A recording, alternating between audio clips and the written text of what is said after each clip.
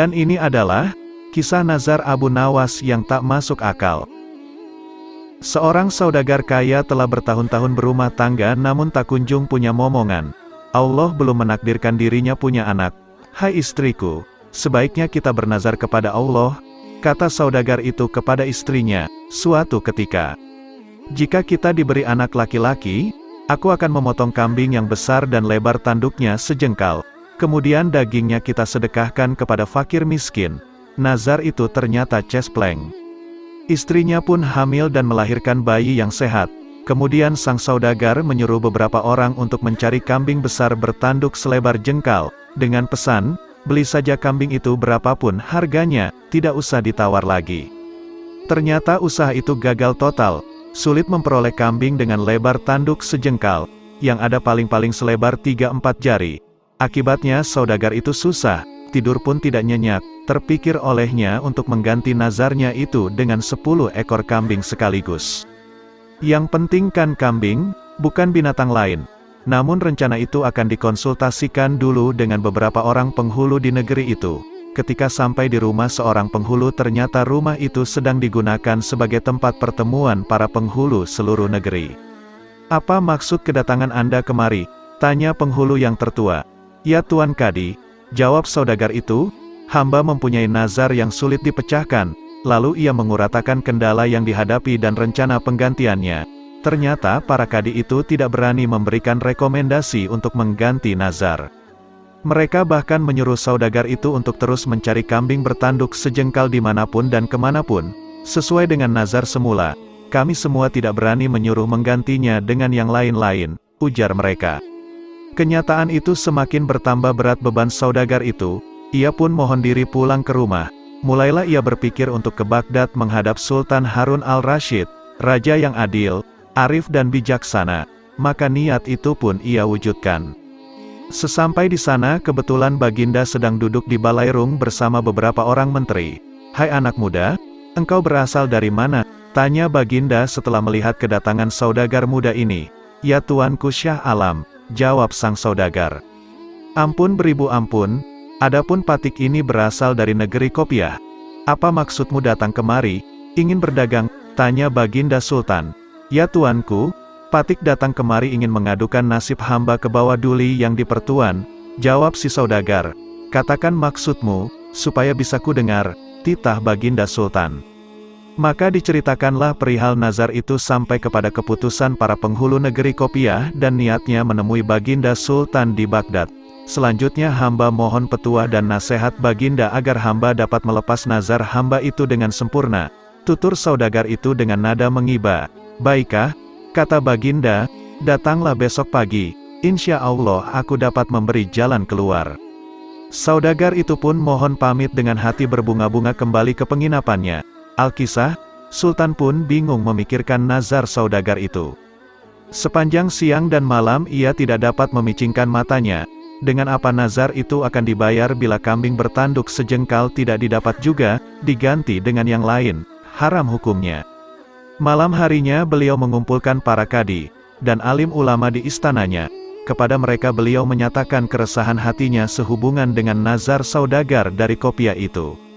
"Tolong berikan pertimbangan kepadaku malam ini juga karena aku sudah terlanjur berjanji kepadanya untuk menerimanya menghadap esok pagi," titah Baginda Sultan, "atau aku akan mendapat malu besar." Suasana balairung pun hening, sunyi senyap berkepanjangan.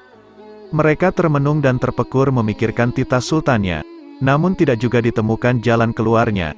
"Ya Tuanku Syah Alam," kata salah seorang yang tertua di antara mereka, "tidak ada hukumnya, baik menurut kitab maupun logika, bahwa nazar itu boleh diganti dengan barang lain." Setelah itu satu persatu mereka mohon diri meninggalkan balairung dan pertemuan pun bubar. Baginda lalu masuk istana, mau tidur. Tetapi mata itu tidak mau diajak kompromi, karena otak masih terfokus pada masalah nazar dan malu besar yang akan dihadapinya esok pagi. Menjelang subuh Baginda pun teringat kepada Abu Nawas. Tidak ada manusia yang dapat memutuskan hal ini selain Abu Nawas, pikir Baginda dengan sukacita. Setelah itu barulah Baginda dapat memicingkan matanya, tidur pulas sampai pagi. Begitu bangun, diutuslah pengawal memanggil Abu Nawas. Setelah Abu Nawas tiba di hadapannya, Baginda pun mengutarakan perihal nazar saudagar dari negeri Kopiah itu dan semua usaha yang sudah ditempuhnya serta malu besar yang akan didapatnya sebentar lagi, karena para kadi dan orang alim seluruh negeri tidak dapat memberi jalan keluar. Apalagi sebentar lagi saudagar dari Kopiah itu akan menghadap ke istana. Apa pendapatmu tentang hal itu?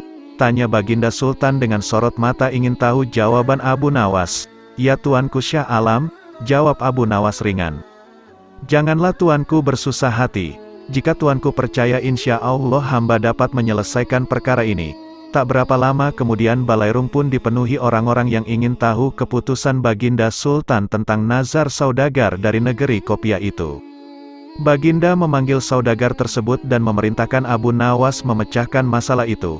Hai saudagar, bawalah kemari anakmu, dan seekor kambing yang besar badannya, kata Abu Nawas. Mendengar perkataan Abu Nawas itu semua orang terheran-heran, termasuk Baginda Sultan dan si saudagar itu. Apa maksud Abu Nawas kali ini? Pikir mereka. Si saudagar itu menyatakan kesediaannya membawa anak dan seekor kambing paling besar serta mohon pamit pulang ke negeri Kopiah. Baginda Sultan masuk istana, melanjutkan tidurnya, dan pertemuan pagi itu pun bubar. Sesuai dengan janjinya, saudagar itu pun datang kembali ke Baghdad beberapa hari kemudian. Ia membawa istri, anak dan seekor kambing, langsung menghadap Sultan di istana. Datang juga engkau kemari, hai saudagar, kata Baginda Sultan, tunggulah sebentar, akan aku kumpulkan penghulu dan rakyat. Kemudian Baginda menyuruh memanggil Abu Nawas. Akan halnya Abu Nawas, ketika mengetahui dijemput ke istana, ia pura-pura sakit. Baginda Sultan yang diberitahu hal itu memaksa agar Abu Nawas dibawa dengan kereta kerajaan. Maka berangkatlah Abu Nawas ke istana dengan mengendarai kereta kencana yang ditarik 2 ekor kuda. Mengapa kamu terlambat datang kemari? Tanya Baginda Sultan. Ya tuanku, Patik terlambat datang karena Patik sakit kaki, jawab Abu Nawas. Hai Abu Nawas, kata Sultan, saat ini telah datang kemari saudagar itu bersama istri, anak dan seekor kambing yang besar badannya. Coba selesaikan masalah ini dengan baik. Baiklah, kata Abu Nawas, akan hamba selesaikan masalah ini. Bukan main senang hati Baginda mendengar jawaban itu. Abu Nawas menarik kambing dan anak saudagar itu. Jari tangan kiri anak tersebut dijengkalkan ke tanduk kambing dan ternyata sama panjangnya. Baginda Sultan dan seluruh yang hadir di Balairung heran memikirkan ulah Abu Nawas. Ya tuanku, hamba mohon ampun, kata Abu Nawas. Jika hamba tidak salah ingat, saudagar itu mengatakan bahwa lebar tanduk kambing itu sejengkal. Karena yang dinazarkan anak ini, jari anak inilah yang hamba jengkalkan ke tanduk kambing itu, dan ternyata pas benar. Jadi kambing ini boleh disembelih untuk membayar nazar. Itulah pendapat hamba. Jika salah, hamba serahkan keputusannya kepada Baginda dan semua orang yang hadir di sini. Pendapat Abu Nawas aku kira benar, kata Baginda Sultan dengan sangat meyakinkan. Bukan main senang hati saudagar itu karena ia dapat membayar lunas nazarnya. Maka diberikanlah hadiah kepada Abu Nawas berupa uang 100 dirham. Kemudian ia mohon pamit kepada Sultan, pulang ke negerinya.